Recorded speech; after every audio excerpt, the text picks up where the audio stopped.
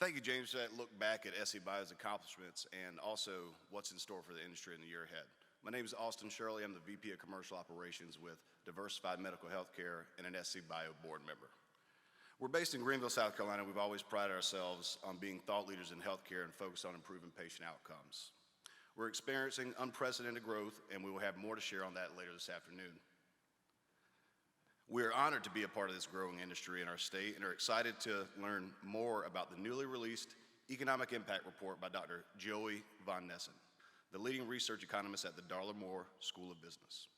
Dr. Von Nesson specializes in regional economics, economic forecasting, and urban and industrial clustering. In addition, he is also responsible for the presentation of the University of South Carolina's annual statewide economic forecast. He also serves on the advisory committee for the South Carolina Board of Economic Advisors. He produced our sector's first Economic Impact Report in 2017 and worked with SCbio to produce this current report. If you peeked into the handout bags of the registration bags, you'll know that the numbers are impressive. Please welcome Dr. Joey Von Nesson.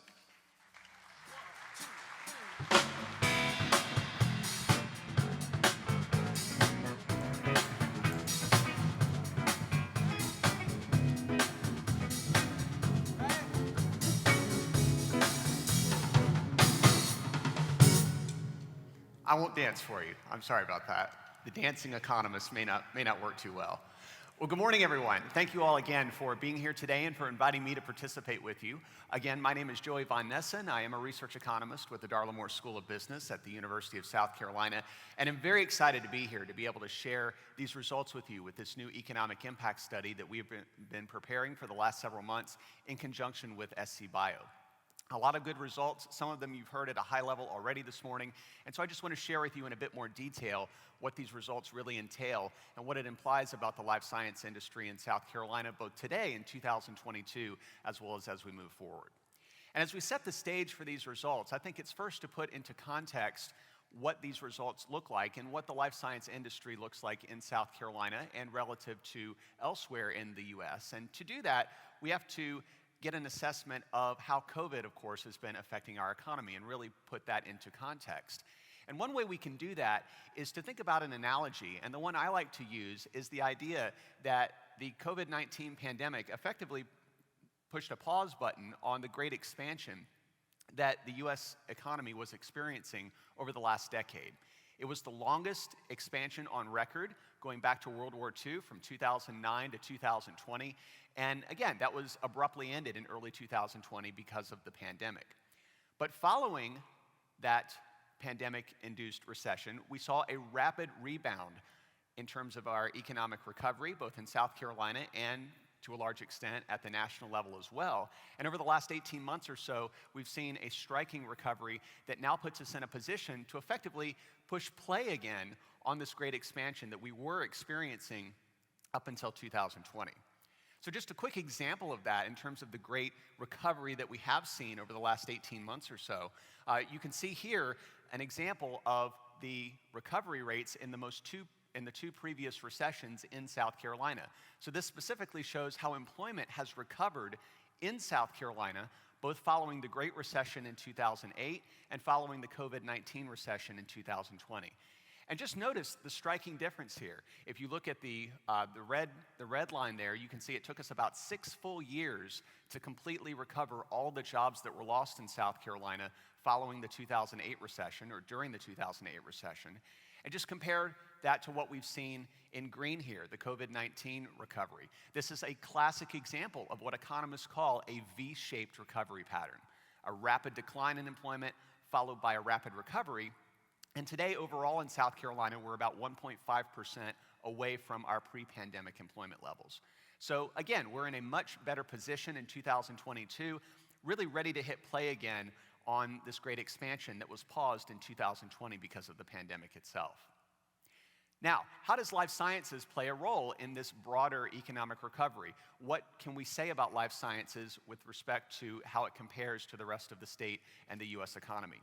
Well, the bottom line here is that life sciences has done very well and has seen growth that has persisted and continued uninterrupted throughout the pandemic period.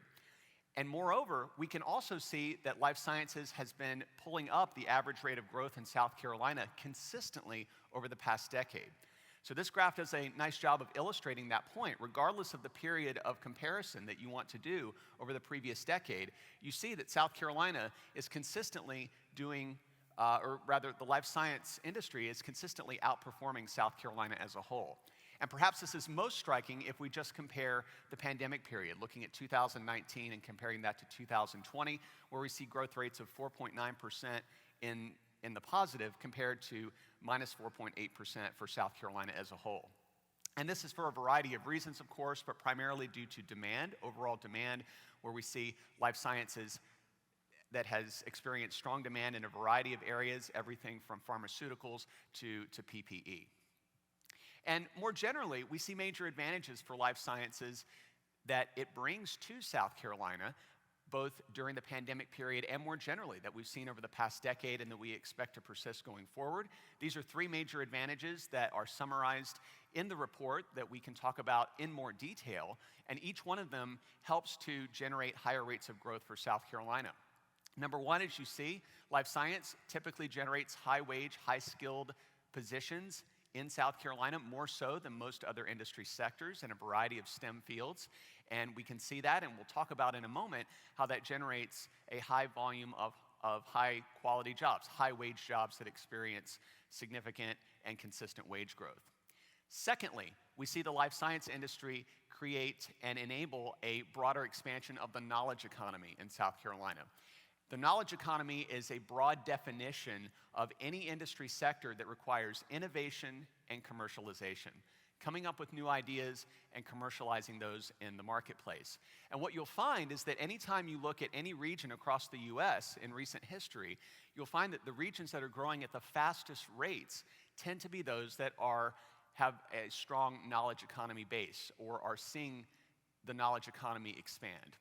So we want to see more of a knowledge economy in South Carolina and see that to continue to grow as we move forward. And that's happening. And that's happening in part because of the life science sector, which is right in the heart of the knowledge economy. And then finally, the knowledge economy also contributes to higher rates of productivity growth, which is critical for the economic growth of any local region. So a number of major advantages that we see life sciences bringing to South Carolina and helping South Carolina outpace the national average when we look at various measures of economic growth.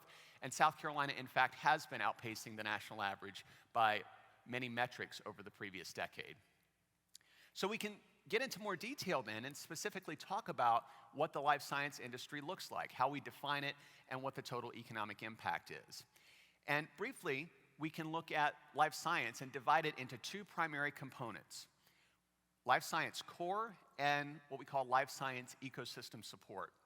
And just a very basic difference there, life science core generally refers to firms that are either largely or exclusively serving the life science industry or are based within life science, whereas ecosystem support refers to firms that are partially enmeshed in the life science industry, but are also serving customers or clients outside of the industry. So ecosystem support versus the life science core. So when we look at these data and we look at South Carolina-specific firm-level data and work with SCbio to identify these companies and to specifically classify them, what we get at the end of the day, as you can see here, is a group of firms, 1,033 firms to be precise, that we identify as being within the life science industry in South Carolina as of 2022. And these firms employ 30,731 workers. So that's the base, the firm base in South Carolina that constitutes the life science industry. But of course, in estimating the economic impact of these firms, the economic impact itself goes well beyond just the activities of those firms themselves. And to assess this, we have to do what we call an economic impact analysis that many of you are familiar with, looking at both the direct effects as well as all of the secondary economic effects. So very briefly again, to think about the methodology and the process here, anytime you look at an individual firm and the new activities that it engages in a local region, we can think about a three-stage process for how that generates an economic impact. So we see a new business formation or expansion that generates new spending in the local region in terms of purchasing materials with vendors and hiring workers, and then we can actually capture what the economic impact is looking at various economic statistics, GDP, jobs, and income. And when we look at those secondary, those economic multiplier effects, we can actually break those down into two categories, what we call the induced effects and the indirect effects, or the supply chain multiplier and the household spending multiplier. And that's simply the iterative process of spending that occurs following the initial expenditures by the life science firms themselves. So think about a typical company that's purchasing materials from local suppliers and vendors, which increases the demand for those vendors. Those vendors then have to purchase from their own suppliers, and so on and so forth. So you get an iterative round of spending, once again, that generates a far larger economic impact than just that direct or that first round of expenditures on the part of the company itself. Similarly, we can engage in the same logic when we look at the induced effect, this household spending multiplier, where instead of seeing an iterative process through a supply chain, we see an iterative process through household spending. So when employers hire workers, those workers earn wages, spend those in the local economy, and then you see those businesses see an increase in demand, and that sets off another iterative round of spending. So when we put all this together, we have these direct effects, the indirect and the induced effects. We get a total economic impact, again, that far exceeds just the impacts of the 1,033 firms themselves. So the total impact is much larger. How much larger? What can we say in terms of the specific numbers? Well, we've already seen these briefly alluded to, so we can look at them in a bit more detail. So this just summarizes some of the high-level findings here. Again, a $25.7 billion impact, economic footprint for the life science industry in South Carolina in 2022, which constitutes or supports roughly 88,000 jobs, as you can see here. And roughly 71% comes from the life science core itself. Remember, we can break down the life science industry into life science core and ecosystem support. So a majority of this impact comes from the life science core. Again, about 30% or so comes from ecosystem support. So these are the high-level numbers, but it's also important to contextualize these numbers. What does $25.7 billion really mean? What does 88,000 jobs mean for the state's economy as a whole? How can we contextualize this and better understand it? Well, one way we can do that is to simply put in context the growth that this has experienced over the last several years. And again, we've heard some of these numbers alluded to, but I'll just share with you that if we look at the total economic impact, including all the multiplier effects themselves, and compare where the life science industry is today compared to where it was back in 2017, the last time we did a comprehensive assessment of the industry, we've seen growth of about 62%. Striking, and really a staggering growth rate, and it makes the life science industry by far the fastest growing industry in South Carolina, especially over these last several years, going back to 2017. So this is just a straight comparison, again, of the economic impact itself, including all secondary effects from where we were in 2017 to where we are in 2022. We can also look at absolute numbers themselves. So when we think about the economic growth of any local region, job creation and, again, high-quality job creation, both are very important. And we can quantify specifically how these numbers illustrate the contribution to both metrics that the life science industry offers. So first of all, we can look at the quantity of jobs. So you can see that 88,000 or so jobs that are created by the life science industry translates to about 4.2% of the state's employment base. You can see primarily where these jobs are concentrated, perhaps not surprisingly, primarily in the Greenville area and here in Charleston. But we do see life science permeating all of South Carolina's 46 counties. And you can, again, see a distribution here across the state and where the most concentration tends to be. So about 4.2% of the jobs in South Carolina can be attributed directly or indirectly to the life science industry. Secondly, we can look at the ability of life sciences to scale up employment more generally through this economic multiplier effect. And what we find is when we do a simple ratio, looking at the total economic impact and compare that to the direct effect itself of those 1,033 firms, what we find is that ratio is about 2.9, meaning that for every 10 jobs created by the life science industry itself, we see another 19 jobs created elsewhere in South Carolina. And again, that's a fairly high multiplier effect itself, because when we compare it to the average firm in South Carolina across all sectors, the average employment multiplier is right around 1.7. So expanding the life science industry in South Carolina today and as we move through the 2020s is a way to really scale up employment in South Carolina in some fairly unique ways. We see a multiplier that is much higher than for the average industry. So it's building employment at an accelerated rate. Again, a very positive sign for job creation overall in South Carolina. We can also look at job quality. Remember, quantity and quality both matter, and here, again, we see clear evidence of the job quality created through the life science industry because of the relatively high percentage of high-skilled, high-wage employment. And you can see about a 79% wage premium that's offered in the life science industry relative to the average South Carolina job. So very clear benefits in terms of job quantity as well as job quality.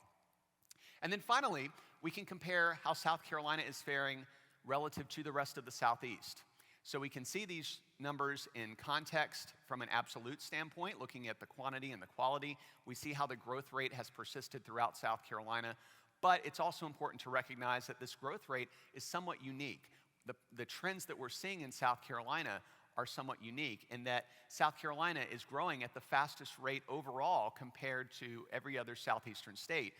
The Southeast, of course, being defined as this specific map here. So 8.1% growth annually, higher than any other southeastern state from 2017 to 2020. So very different. South Carolina really stands out, not only when we look at the absolute numbers again within the state, but also comparing South Carolina to the rest of the Southeast. Now, as we look ahead, there are also other areas that we can focus on to establish where we're going next. Where's the life science industry going next? And one area we expect it to go next is to move what we call up the value chain. And what does that mean, to move up the value chain? Well, it basically means that we're going to be seeing more and more demand in the high-tech R&D space. That's very clear when we look at the data in terms of what we're currently seeing and what we're expected to see based on projections for different industry subsectors. So this just gives you a quick distribution of South Carolina's life science industry as it stands today. And what you can see here is that production, clearly the biggest piece of the pie in terms of the life science industry, where we see the different subsectors break out. But high-tech R&D, a significant component at about 26% in 2022. And what we're anticipating is that this piece of the pie is the most likely to be growing at the highest rate over the next decade. And when we see growth in high-tech R&D space, what does that imply? That implies, again, that we will see more growth in the knowledge economy itself, more expansion of high-wage, high-skilled positions. And the reason we see this is because of specific projections within different subsectors of the life science core. So I don't have time to go through each one individually with you, but I'll just briefly share this slide here that illustrates the fastest rates of growth that are projected for the next decade.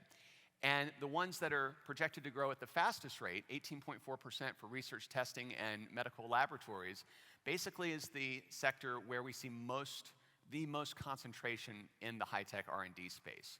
So again, very likely to move up the value chain as we look at the projected demand over the next decade. Another positive implication for where we are headed throughout the 2020s.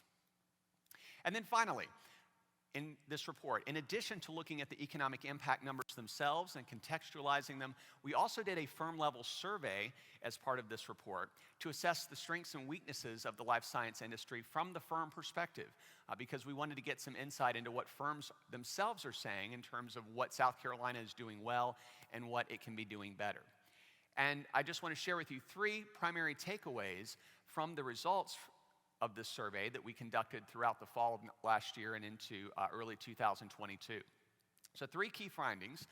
Number 1, as you see here, firms generally expect a sizable increase in market demand in the coming years. Firms very optimistic, generally speaking, about the growth in the industry, largely because of the aging population and the overall increase in healthcare demand. And that's especially true in South Carolina.